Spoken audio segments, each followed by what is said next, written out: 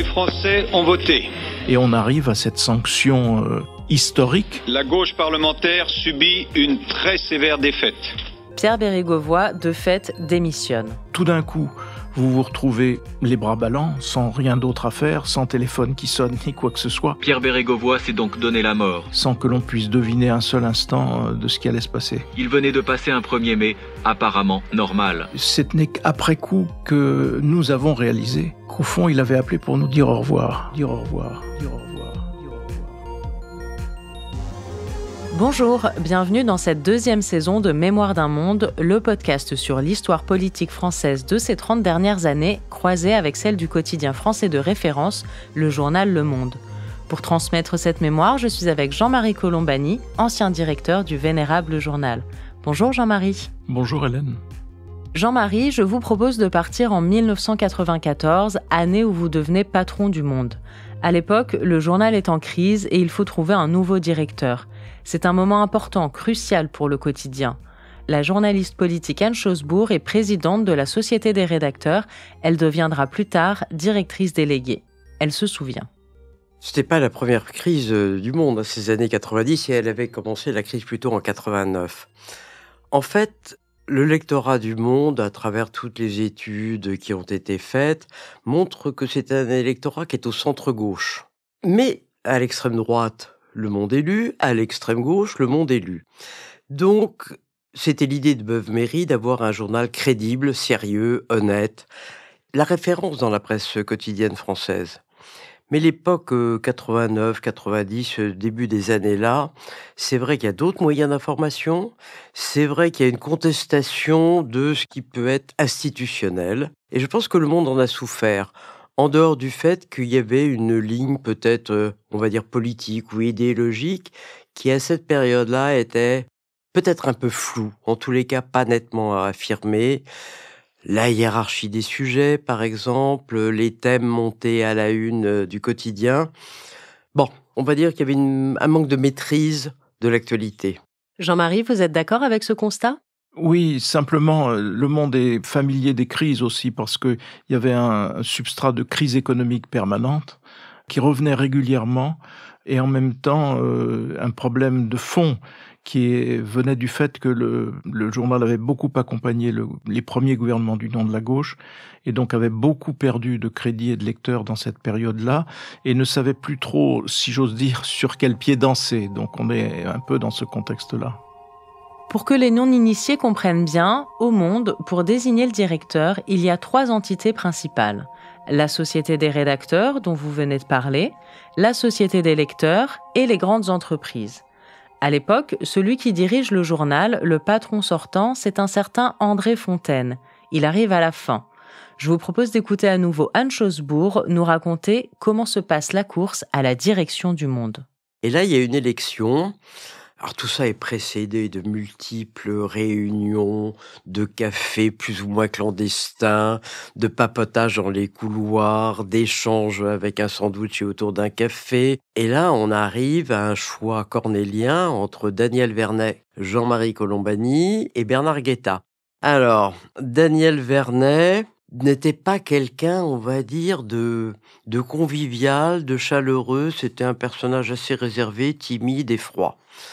Il venait du service international, au Monde, la dualité, pour pas dire les antagonismes, voire les oppositions assez farouches entre l'international et le politique, ont toujours existé. Il y avait Jean-Marie Colombani, qui finalement était un jeune journaliste. Il était là depuis 15 ans, donc c'était un jeuneau. On lui reprochait beaucoup de choses. D'être trop exposé dans les télévisions, à la radio, etc. Donc on n'était pas du tout dans un star system ou une pipolisation du journalisme, mais ça crispait un peu les... Puis il était trop jeune au Monde et trop jeune en âge. Ça faisait beaucoup d'inconvénients et en plus du service politique, rédhibitoire. Et puis il y avait un troisième larron, Bernard Guetta, qui était encore plus jeune, qui avait été correspondant à Varsovie et qui avait un aplomb formidable. Lui seul pouvait sauver le monde. Il n'avait aucune notion de gestion. Quand je dis aucune, c'est vraiment zéro. Donc j'ai eu des déjeuners avec lui où j'ai essayé de lui expliquer, non mais il y a un bilan, il faut faire un budget, il y a des dépenses. Oui, mais l'important, c'est ce qu'on pense, qu'on écrit, ce qu'on vit. Très bien. Il y a eu un autre candidat charmant, Bertrand Poirot-Delpech, qui adorait Jean-Marie. Donc il s'est présenté, et au deuxième tour de scrutin, évidemment, il s'est rallié à Jean-Marie Colombani. Ça n'a pas suffi. Daniel Vernet a été élu difficilement à cette élection-là.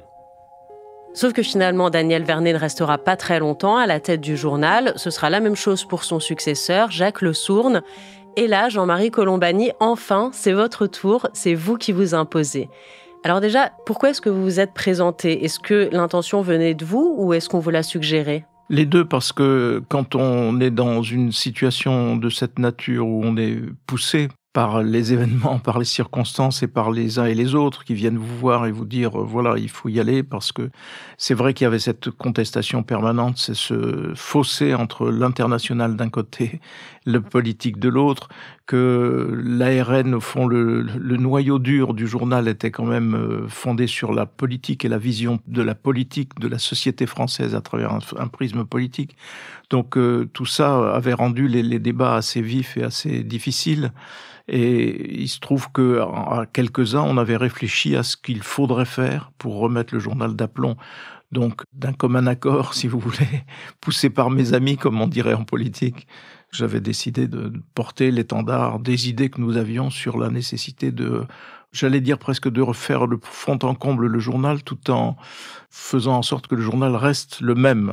Donc, tout change pour que rien ne change, mais il fallait vraiment changer beaucoup de choses. Et comment s'est passée cette élection, Jean-Marie ? Est-ce qu'il y avait une campagne avant ? Oui, il y avait une campagne électorale en bonne et due forme. Au point de départ, donc, Daniel Vernet est récusé par une des sociétés. Les rédacteurs ont voté pour lui, mais une des sociétés, la société des lecteurs, et en même temps le Monde Entreprise, s'y opposent, mettent leur veto, donc il faut repartir. Et in fine, j'étais pour les journalistes qui souhaitaient rester indépendants, j'étais au fond tout ce qui leur restait en magasin. Et donc, c'est sur cette base-là, au fond, que j'ai été élu, tout en sachant, en étant convaincu moi-même que j'avais les bonnes idées en tête et que je pourrais arriver à transformer cette maison comme elle devait l'être. Cela dit, on ne gagne pas tout seul, on gagne évidemment entouré d'une équipe, non pas au sens politique du terme, où il y a un état-major de campagne, un porte-parole de campagne, etc. Non, mais il y avait tout un petit groupe autour de moi qui travaillait à ce que l'on souhaitait faire et ce que l'on considérait comme nécessaire pour le journal. Et au sein de ce groupe informel, c'est là que naît ma proximité, amitié et complicité avec Edoui Plenel, qui a joué un rôle évidemment très important. Et dans le dialogue entre tous les deux, on s'était dit beaucoup de choses de ce qu'il fallait faire advenir, et on a à peu près tenu la feuille de route. Et on racontera dans un prochain épisode vos premières années en tant que directeur du Monde, ce que vous avez fait pour le journal, vos idées. Mais pour l'instant, une crise peut en cacher une autre. Les Français ont voté. La gauche parlementaire subit une très sévère défaite. La droite domine à peu près tout. La nouvelle Assemblée nationale sera donc une chambre écrasante. Dans cette tempête, je remercie les électrices et les électeurs qui nous ont gardé leur confiance. Devant ce résultat, nous partageons la même tristesse. Cette défaite du PS, elle est le point d'orgue d'une crise qui se coule partie depuis 3 ans déjà, depuis le congrès de Rennes. On peut vraiment parler d'année noire pour la gauche. Un président malade à l'Élysée, une vie politique agitée par les affaires, notamment celle qui touche le Premier ministre Pierre Bérégovoy. Alors reprenons du début. Jean-Marie, qu'est-ce qui s'est passé au congrès de Rennes en mars 1990 ?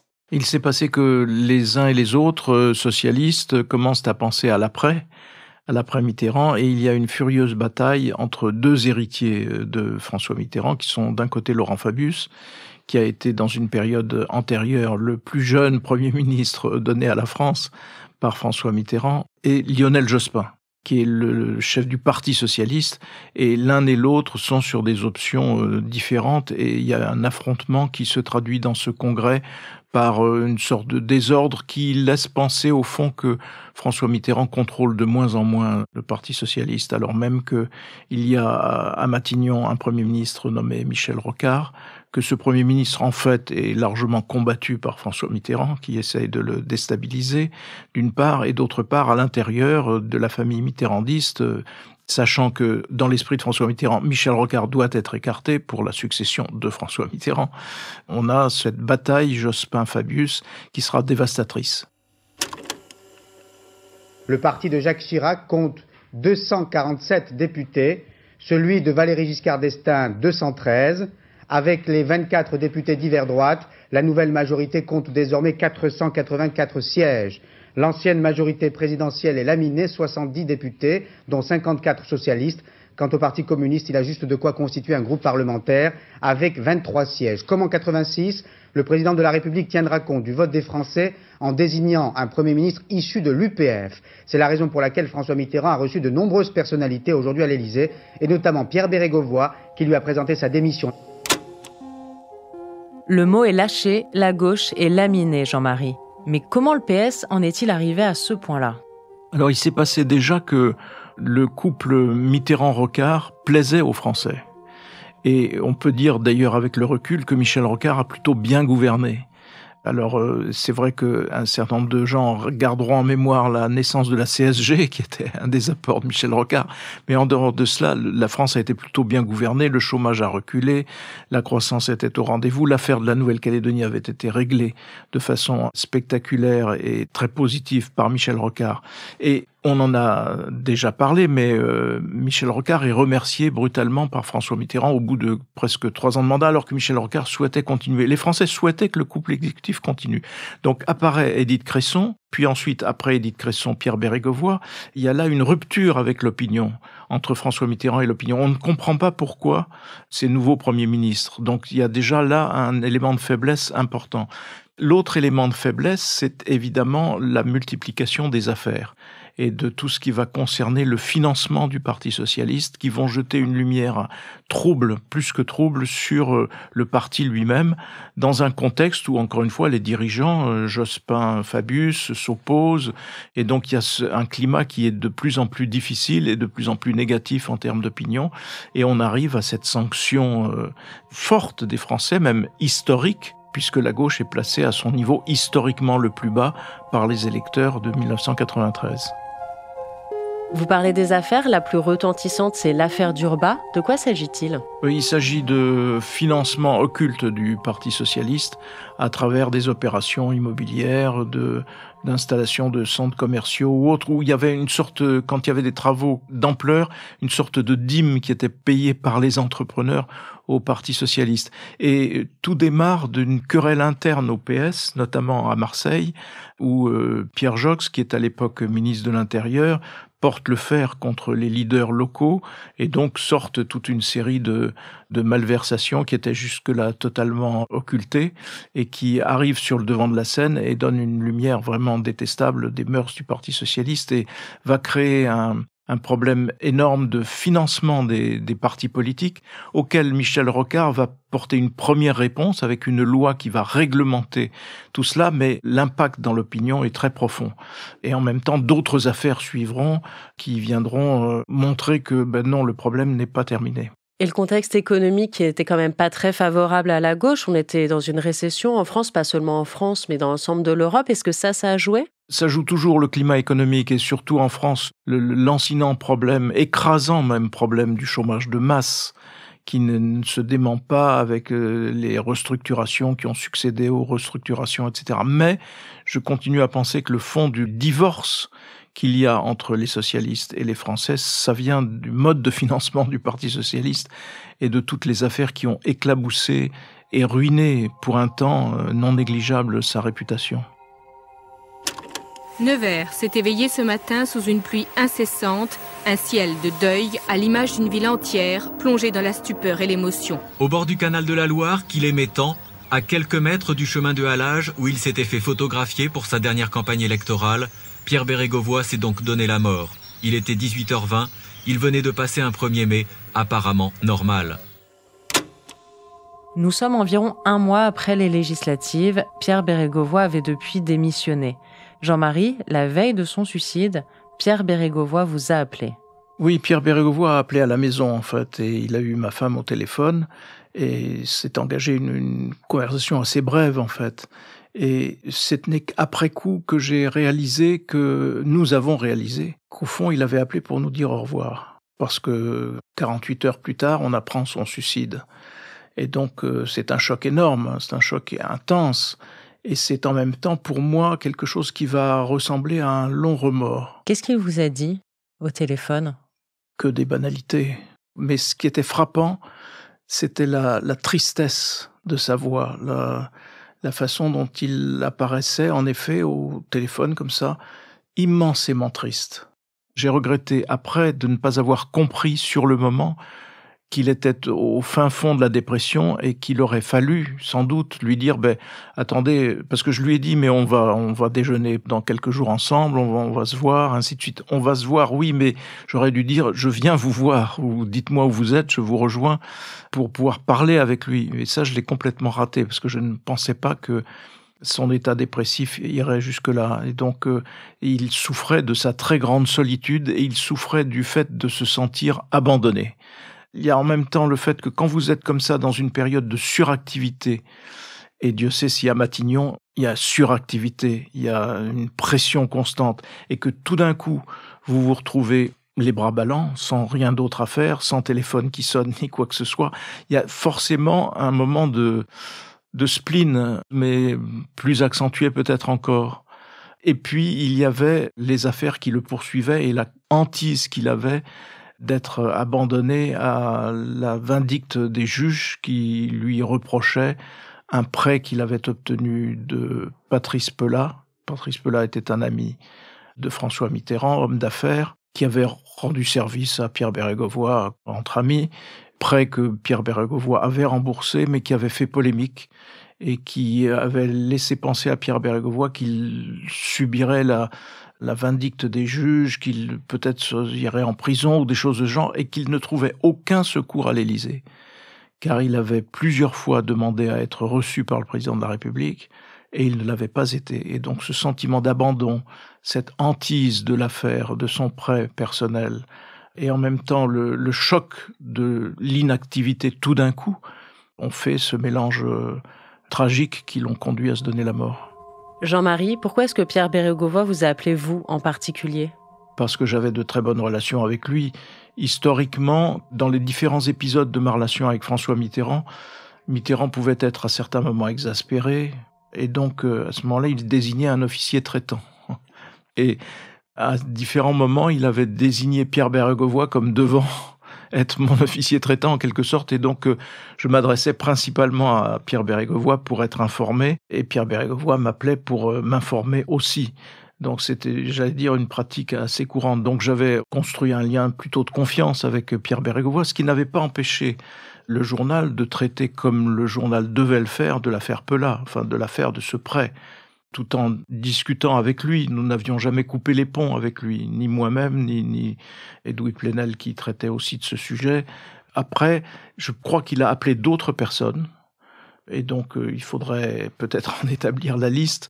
D'autres que moi ont été appelés un peu sur le même mode, et je crois qu'il avait fait une sorte de tournée d'adieu en pensant appeler quelques personnes au fond qu'il mettait au courant, sans que l'on puisse deviner un seul instant de ce qui allait se passer.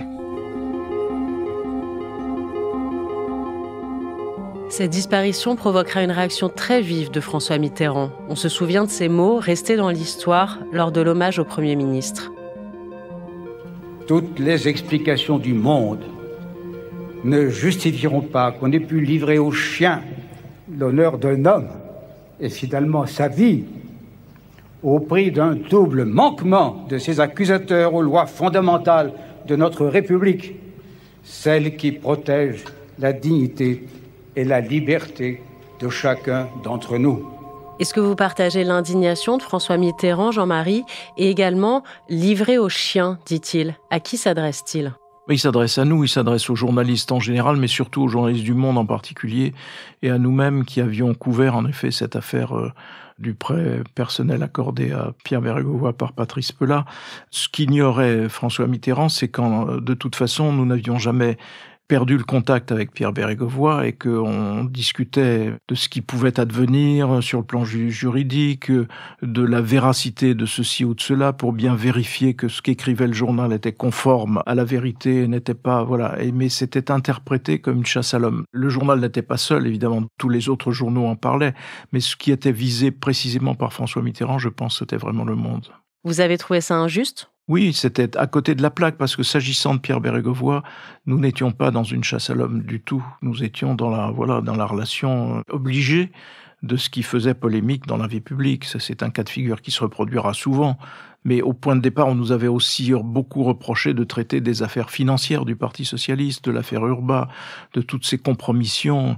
On est en train de changer de période en même temps. La vie politique est de plus en plus soumise à une obligation de transparence qu'elle ignorait jusqu'à présent. C'était la fameuse formule de François Mitterrand dans une des discussions que j'avais eues avec lui sur ces questions. Il m'a dit « D'autres l'ont fait avant moi. Pourquoi me le reprochez-vous » Pourquoi me le reprochez-vous ? Parce que nous ne sommes plus dans la même période et que nous avons une idée de la transparence et de l'exigence qui n'était pas celle de la vie publique auparavant.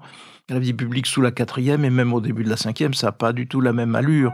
Et les modes de financement sont pas du tout les mêmes. Les modes de financement de la vie publique ont longtemps été clandestins et sont restés clandestins fort longtemps. Une première loi Michel Rocard, puis d'autres lois viendront qui essaieront de réglementer tout cela. Ça n'empêche pas les débordements, les gens qui fraudent, ainsi de suite. Mais s'agissant de la mort de Pierre Bérégovoy, je pense que le président de la République, François Mitterrand, était, nous concernant, à côté de la plaque. On le verra dans le prochain épisode, un nouveau Premier ministre est nommé, il s'appelle Édouard Balladur, la deuxième cohabitation commence. Vous venez d'écouter Mémoire d'un monde, un podcast de Jean-Marie Colombani, produit et réalisé par Slate Podcast.